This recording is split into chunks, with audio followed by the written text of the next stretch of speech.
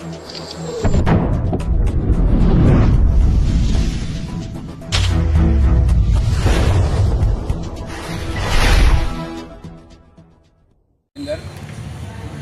Division మాజీ BRS party అధ్యక్షుడిని. ఈరోజు విలేకరుల సమావేశానికి ఇచ్చేసినటువంటి 55వ డివిజన్ బీఆర్ఎస్ నాయకులకు, కుటుంబ సభ్యులకు మరియు అలాగే పత్రికా మీటు ముఖ్య ఉద్దేశం ఏంటంటే, భీమారం నుండి చింతగట్టుకు పోయే దారిలో అభివృద్ధి పేరుతోని అక్రమ దందా చేయడం జరుగుతుంది. ఈ అక్రమ దందా గోపాలపురం చెరువులో నుంచి రాగడి మట్టిని తీసుకొచ్చి అభివృద్ధి పేరుతోని చింతగట్టు రోడ్డుకు పోవడం జరుగుతుంది. ఈ రేగడి మట్టిని అమ్మడానికి గోపాలపురం కాంట్రాక్టర్ ఎవరు, గోపాలపురం చెరువు కాంట్రాక్టర్ ఎవరు, కొనడానికి భీమారంలో ఉన్నట్టు ఈ కాంట్రాక్టర్ ఎవరు, దానికి సంబంధించింది కూడా పూర్తి స్థాయిలో మా దగ్గర ఎవిడెన్స్ ఉంది, లైవ్ వీడియో ఉంది. అన్ని విధాలా మేము చూసిన తర్వాతనే చేయడం జరిగింది.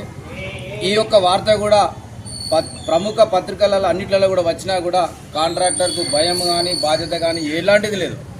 ఏం చేస్తారు అనే ఆలోచన తప్ప మేము అధికార పార్టీ వాళ్ళ అండదండలతో కాంట్రాక్ట్ వర్క్ చేస్తున్నాం తప్ప మీతోని కాదు మీరు అని చెప్పి ఆయన ప్రశ్నించడం జరుగుతుంది.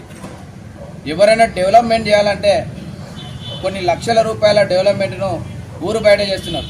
అదే వ్యర్థం, అది అక్కడికి రాదు. ఊళ్ళే గ్రామంలో చాలా సమస్యలు ఉన్నాయి, కానీ ఆ సమస్యలను పట్టించకుండా ఊరవుతల ఆ వర్క్ ఎవరికీ ఉపయోగపడదు. అయినా మేము ఏం మాట్లాడిన అభివృద్ధిని ఎందుకు అడ్డుకోవాలన్న ఆలోచనతో మేము ముందుకు పోయినాం, చూసినాం.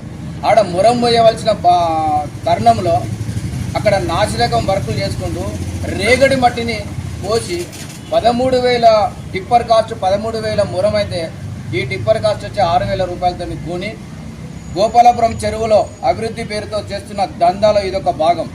ఈ టిప్పర్లకు